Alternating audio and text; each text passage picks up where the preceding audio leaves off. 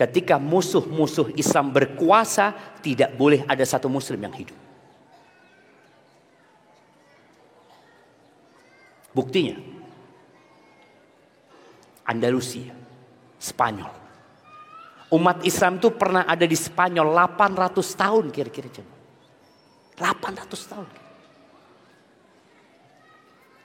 Sejak tahun 92 Hijriah sampai tahun 850-an kira-kira. Setelah itu hilang umat Islam. Kok bisa hilang? Iya. Karena mereka tidak mengizinkan ada satu muslim hidup di tanah mereka. Anda pernah ke Spanyol? Ya, sebagian orang yuk ke Spanyol melihat peradaban Islam di sana. Enggak ada. Ketika Anda tanya, ada enggak muslim yang sejak zamannya Imam Ibnu Hazm Al-Andalusi, Imam Al-Qurtubi dengan tafsirnya Al-Qurtubi? Enggak ada. Habis. Apa disebut genosida? Enggak ada. Tapi ketika Islam berkuasa di Spanyol, orang Nasrani hidup bebas. Silahkan mereka. Nggak diwajibkan mereka keluar dari agama mereka. La ikraha fiddin. Nggak ada. Engkau mau hidup di negeri ini, ya ikut aturan. Silahkan. Tapi ingat, tidak kemudian dikatakan semua agama sama. Kalau semua agama sama, kenapa Nabi SAW diutus? Kenapa Nabi berdakwah? Kenapa Nabi ngutus Mu'ad bin Jabal ke Yaman mendakwain ahlul kitab? Enggak, samaan. Dan Allah menurunkan surat Al-Bayyinah, surat penjelasan yang jelas. Allah mengatakan di sini, ini bicara agama, bicara urusan dunia. Ingat, lakum dinukum waliyadin. Kita toleransi, kita hidup bersosialisasi dengan mereka. Tapi bicara urusan agama, Allah mengatakan, innalladzina kafaru min ahlil kitabi wal musyrikina fi nari jahannam khalidina fiha ulaika hum syarrul bariyah. Kita nggak sembunyikan itu. Bicara urusan agama, sesungguhnya orang-orang kafir dari kalangan ahlul kitab, Yahudi dan Nasrani, dan dari kalangan orang-orang musyrik, apapun agamanya, mereka melakukan kesyirikan. Kata Allah, fi nari jahannam, mereka berada di neraka jahannam. Khalidina fiha, kekal selama-lamanya di sana. Oh, itu kan kata umat Islam. Iya, ini akidah kami. Kami menghormati, silahkan engkau dengan kepercayaanmu, tapi kami punya akidah yang nggak bisa digoyahkan. Keputusan dari Allah, karena yang punya surga itu Allah. Allah mengatakan itu. Loh iyalah, kalian mengklaim kitab kalian benar. Betul. Sejak 1446 tahun yang lalu, Allah menurunkan ayat, Qul in kuntum fi raibin mimma nazzalna ala abdina. Kalau kalian ragu dengan Al-Quran yang Allah turun, kalian ragu, maka bikin satu surat. Satu surat saja. Dan sejak 1446 tahun yang lalu sampai hari ini, tantangan itu terbuka. Dan gak ada yang bisa mendatangkan satu surat. Maka di surat Al-Bayyinah Allah memberikan penjelasan bahwasanya mereka fi nari jahannam khalidina fiha, kekal selama-lamanya. Ulaika hum syarrul bariyah. Mereka manusia paling jahat, jemaah. Gimana tidak dikatakan jahat mereka? Allah itu esa, kata mereka, 3. Hanya Allah yang berhak disembah, mereka sembah binatang-binatang, jemaah. Batu disembah, gunung ciptaan Allah dikasih sesajen sama mereka, lautan pun mereka sembah. Apa yang tidak mereka sembah? Padahal la ilaha illallah. Maka ingat, ibadah itu tidak dikatakan ibadah kecuali dengan adanya tauhid. Tauhid itu la ilaha illallah. Tiada Tuhan yang berhak disembah. Banyak Tuhan di muka bumi yang disembah. Baik itu ada yang menyembah nabi, ada yang menyembah malaikat, ada yang menyembah mentari, ada yang menyembah bulan, ada yang menyembah lautan, ada yang menyembah sapi, ada yang menyembah patung. La ilaha, nggak ada Tuhan yang benar illallah, kecuali Allah. Maka semoga kita bisa menjaga keislaman kita tanpa kita mendolimin orang-orang selain muslim. Tapi tetap kita katakan la ilaha illallah Muhammad Rasulullah. Kita katakan innad dina indallahil Islam, agama yang benar yang diterima di sisi Allah hanya Islam. Wa man yabtaghi ghairal islami dinan falan yuqbala min, barang siapa yang mencari agama selain Islam tidak akan diterima. Tidak akan diterima. Iya. Tapi di Indonesia, semua orang mau milih agama dikasih kebebasan. Itu hak sebagai warga, sebagai rakyat. Tapi dalam agama kita Allah nggak akan terima. Allah tidak akan terima. Wa huwa fil akhirati minal khasirin. Dan dia di akhirat termasuk orang-orang yang merugi. Ahibati fillah, terakhir sebelum masuk ke sesi tanya jawab. Jangan pernah merasa aman dari syirik. Nabi Ibrahim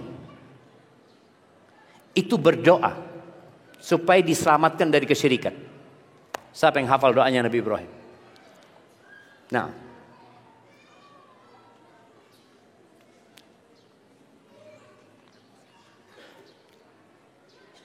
Allahumma inni a'udzubika an usyrika. Itu doanya Nabi Muhammad SAW. Doanya Nabi Ibrahim. Rabbi ij'al hadha baladan aminan wajnubni wa baniya an na'budal asnam.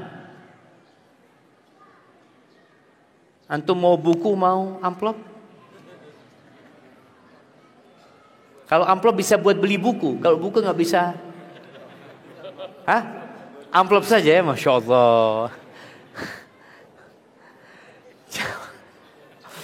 Ayat yang pertama turun itu apa? Iqra jemaah. Tapi kita memang malas baca jam. Kalau fulus, Masya Allah. Tadi doanya Nabi Ibrahim, wajnubni wa bani an na'budal asnam. Hindarkan aku dan anak keturunanku dari menyembah berhala-berhala. Kalau Nabi Ibrahim takut sama kesyirikan, apalagi kita jemaah. Itu Nabi yang anaknya juga Nabi. Anaknya satu namanya Ishak, satunya namanya Ismail. Beliau takut anak-anaknya ini terkena penyakit kesyirikan. Apalagi kita. Jangan merasa aman dari kesyirikan, maka berdoa semoga Allah selamatkan kita dari kesyirikan. Ingat prioritas hidup kita adalah mengabdi kepada Allah. Kerja silahkan, cari fulus silahkan, tujuannya Allah Azza wa Jalla. Baik, barakallahu fiik. Ini ada pertanyaan. Waduh, agak berat pertanyaannya. Assalamualaikum Ustaz. Mohon jawabannya Ustaz.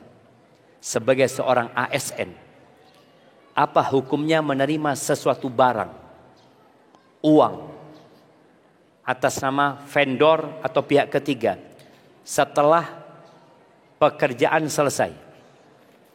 Mana mic-nya? Ada mic tadi? Mic. Kasihkan ke PJ Wali Kota. Beliau bisa jawab itu. Nah, silahkan. Pak Soni, fadal Pak Soni.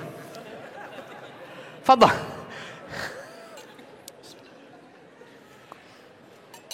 Ini urusan sama negara ini. Boleh nggak sama negara terima? Sama negara, bukan bicara agama Pak Soni. Jadi pertanyaannya tadi, bolehkah menerima Iya. sesuatu dari kita semuanya sudah komitmen di sini, ada komitmen integritas. Mudah-mudahan ini berjalan bahwa ini adalah tugas menerima ini yang berkaitan dengan tugas itu. Ya, alhamdulillah. Selesai sudah jawabannya. Nah, artinya nggak perlu tanya sama Ustadz. Ini perkara Nabi alaihissalatu mengatakan istafti qabla qalbak. Engkau minta fatwa sama hatimu aja. Kira-kira kalau ketahuan sama atasan, bagus nggak? Ya enggak lah, nggak boleh. Secara hukum negara nggak boleh. Disebut apa? Gratifikasi. Jadi harus dikembalikan ke negara. Nanti kasihkan ke negara, ya fadol. Jadi pemasukannya negara. Jangan dibawa pulang. Loh Ustaz, ini kan dia ikhlas kasihnya Ustaz. Ana udah tanya, ikhlas katanya. Antum sudah dapat gaji atas tugas itu. Berdasarkan itulah antum tidak boleh menerima perkara-perkara yang merupakan tugas antum.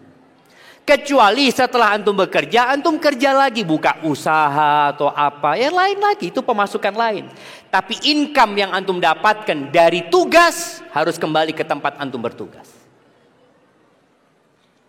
Tapi sayang Ustaz, antum kalau tolak dan antum kembalikan ke negara, Allah akan kasih berkah di rezeki antum. Allah akan kasih berkah. Antum kan akan berpikir nilainya, ya Allah banyak ini. Ana pernah ketemu dengan seorang jenderal. Dia pada waktu itu Kapolda. Dia cerita, Ustaz, Ana ini bingung Ustaz, kata dia. Dengan sistem yang ada, kata dia. Setiap hari Senin apel, Ana itu selalu memberikan motivasi kepada anak buah untuk menjadi orang yang amanah, ya tadi integritas ya. Ana sudah sampaikan, nanti Ana masuk kantor, Ustaz, ada amplop yang lewat lagi, ya Allah, kata dia. Iya. Tapi kita tidak boleh biarkan ini, jamaah. Karena ini akan rusak sampai anak kita nantinya. Terus sistem itu ya harus ada yang memutus. Enggak lah, bismillah. Dan insya Allah ketika antum menolak itu, rezeki antum tidak akan berkurang. Tapi kalau antum melihat nominal, antum akan sayang. Tapi enggak. Antum kembalikan ke negara sebagai seorang rakyat yang ingin negara ini maju. Dan kalau nggak salah, Bapak Prabowo baru saja ya memberikan arahan yang benar-benar tegas untuk masalah ini, jamaah. Dan semoga 5 tahun ke depan negeri kita dan selanjutnya menjadi lebih baik, jamaah. Maka nggak perlu tanya sama Ustadz ini, jamaah. Tanya sama Bapak PJ Wali Kota, sudah dijawab tadi.